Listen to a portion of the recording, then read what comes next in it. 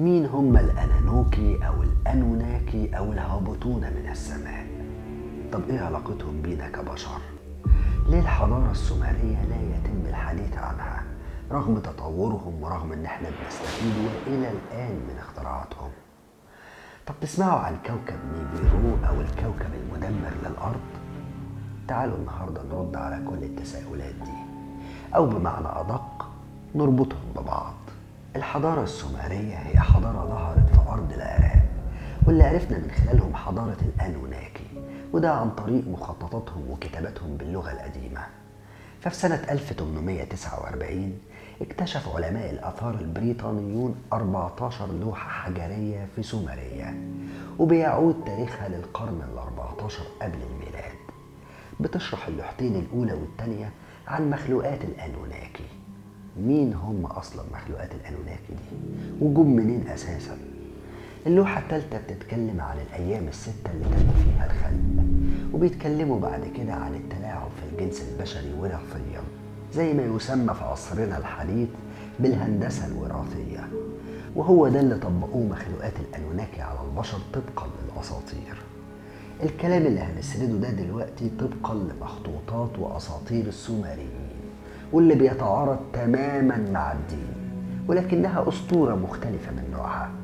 السر الأكبر في الحضارة السومرية هو أسطورة الأنوناكي، وهي من أقدم الحضارات اللي شهدتها البشرية، ومن أكثر الحضارات تطورا وتقدما، حيث كانوا على معرفة بالعلوم والفنون ونظم الري الحديثة.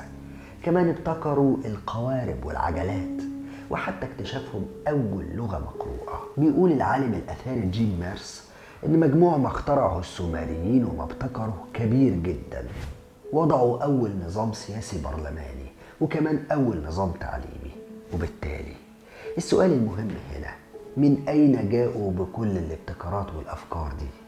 لقد وجد سر منقوش على ألواح طينية تم العثور عليها، وتعود لبدايات الحضارات السومرية، وهي بتتحدث عن خلق المخلوقات والمراحل التي مر بها. مخلوقات الأنوناكي هي حجر الزاوية في الحضارة السومرية، وهي أسطورة قديمة جدا، واعتبرهم البعض آلهة والبعض الآخر اعتبروهم ملائكة. أما الغالبة العظمى اعتبرتهم كائنات متطورة جدا أو فضائيين. ويفسر البعض كلمة أنوناكي بالقادمون من السماء، أو ذو الدم الملكي، أو القادمون من كوكب آخر. وبيعتبرهم البعض مخلوقات أرضية متقدمة تم تعيينهم ملوك على البشر، وإن هم من نسل الإله آل، إله السماء، والآلهة كي آلهة الأرض. بتعود قصة الأنوناكي لسنة 500 ألف قبل الميلاد، ويقال إن زار الأرض مخلوقات متطورة جدا، أو ما يسمى اليوم بالكائنات الفضائية. زاروا الأرض من كوكب اسمه نيبيرو، ويقال إن الكوكب ده شقيق الأرض، وبيدخل في مجموعتنا الشمسية كل 3600 سنة. ويقال إن هو الكوكب المدمر اللي كان بيهدد حياتنا على الأرض. والكلام ده اتذكر في حضارات كتير، منها حضارة المايا مثلا، فيقال إن هو هيصطدم بالأرض وهينسفها. رجعت المقولة دي للوجود والطرح في العام السابق أو قبل السابق، سنة 2020، وخصوصا بعد ما عشناه وعاشته الكرة الأرضية كلها في كوارث وأحداث مخيفة. وعلى فكرة، اقترب كوكب نيبيرو بالفعل من كوكب الأرض، أهو ده الكلام اللي انتشر فجأة في وقت معين، واختفى برضه فجأة في وقت معين، ومحدش اتكلم عليه كتير. وهنا بدأوا مصدقين الأساطير يأكدوا أنه هيتم فعلا اصطدامه بكوكبنا طبقا للأسطورة. رحلة الأنانوكي إلى الأرض كانت مهمة جدا، لأن هو كان هدفهم أن هم يستولوا على ثروات الأرض وخصوصا الذهب، وده عشان يحوطوا بيه كوكبهم اللي أصبح ضعيف جدا وغلافه الجوي متدهور إلى حد ما، وبالتالي ومع الوقت الحياة هتكون فيه مستحيلة. مش ملاحظين ان هم اكتشفوا انهم يقدروا يعالجوا غلافهم الجوي برقائق الذهب من آلاف السنين، واحنا ما قدرناش نوصل للاكتشاف ده غير من فترة بسيطة جدا. المهم، وبما انهم مخلوقات عمالقة وعظيمة، فكان بيرافقهم دايما جنس اقل منهم في الشأن اسمه إيجي، وكانوا بيقوموا بخدمتهم وبجميع الاعمال الصعبة من حفر وتنقيب عن الذهب، فكانوا بمثابة العبيد للأنانوكي. في التوقيت ده بيقال إن في التوقيت ده ما كانش فيه على الأرض غير الحيوانات ورجالة الكهف اللي هم البدائيين. وبحسب ما جاء في المخطوطات السومرية فإن الشعب الإيجي قرر إن هو ينقلب على عمالقة الأنانوكي، وده رفضا منهم للاستعباد والذل. لكن طبعا هزم الأنانوكي الإيجي، لكنهم طبعا خسروا كتير. خسروا فئة العمال اللي كانوا بيعملوا ليهم كل الأعمال الشاقة.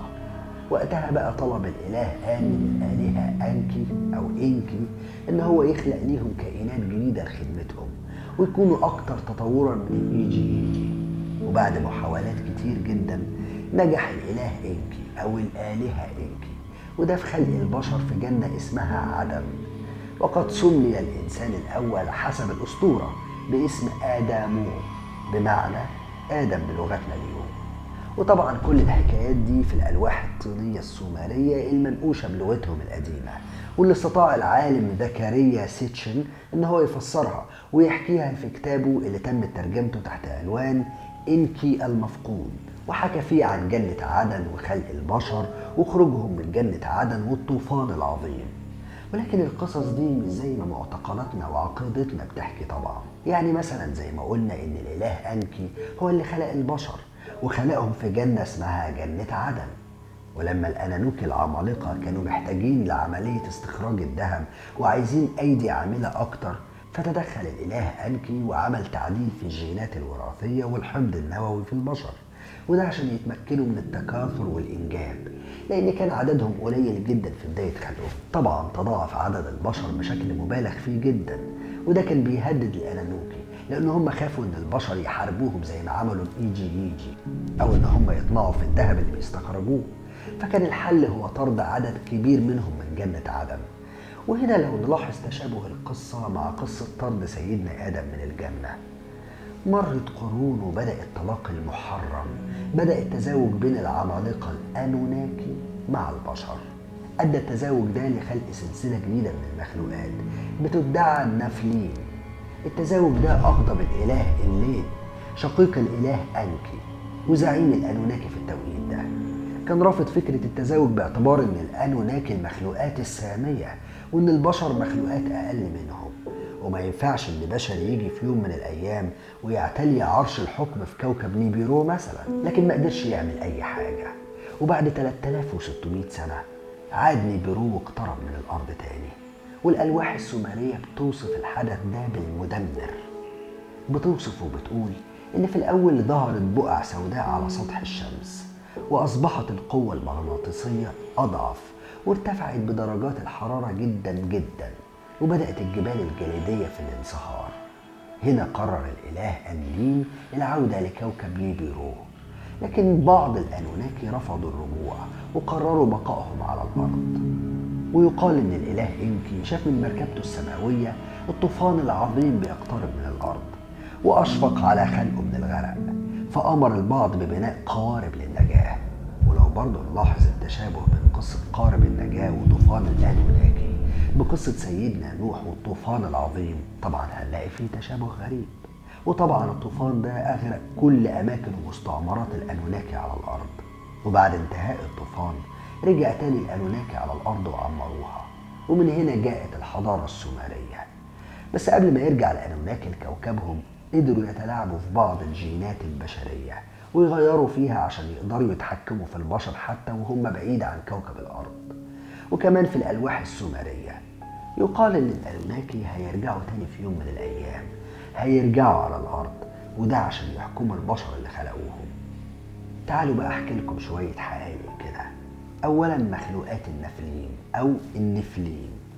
لو دورت في سفر التكوين وهو أول أسفار التوراة، وهو جزء من التوراة العبرية وأول أسفار العهد القديم لدى المسيحيين، هتلاقيه بيتكلم عن إن أبناء الله اتخذوا زوجات من البشر يعني، وأنتجوا عمالقة معروفين باسم النفلين، وهم جبابرة وعمالقة ومستبدين وطغاة وعثوا في الأرض فسادا.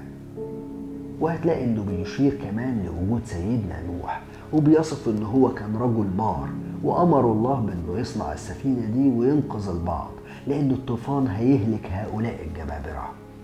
ثانيا المجموعة الشمسية المذكورة في ألواح السومريين من آلاف السنين. لقد وجدت رسوم للعمالقة على أسطوانة حجرية لختم سومري، وده محفوظ حاليا في متحف برلين. ودي بتثير الحيرة جدا لأنها بتوصف لينا مجموعتنا الشمسية، الشمس في الوسط مع كواكب حواليها، والقمر والكواكب التسعة المعروفة اللي احنا أصلا نعرفها في العصر الحديث، مضافا ليها كوكب عاشر. ويقال إن الكوكب العاشر ده هو كوكب نيبيرو أو مردوخ. خد بالك إن حقيقة الكواكب دي احنا ما توصلناش ليها غير من 300 سنة تقريبا. وتظهر أيضا الألواح السومرية كوكب بلوتو الذي لم يكتشف إلا سنة 1930. ثالثا كوكب نيبيرو واقترابه من الأرض. في 6 مارس سنة 2020 أعلنت وكالة ناسا تحذير من إن في كويكب ضخم جدا هيقترب من الأرض، وتحديدا يوم 29 إبريل سنة 2020.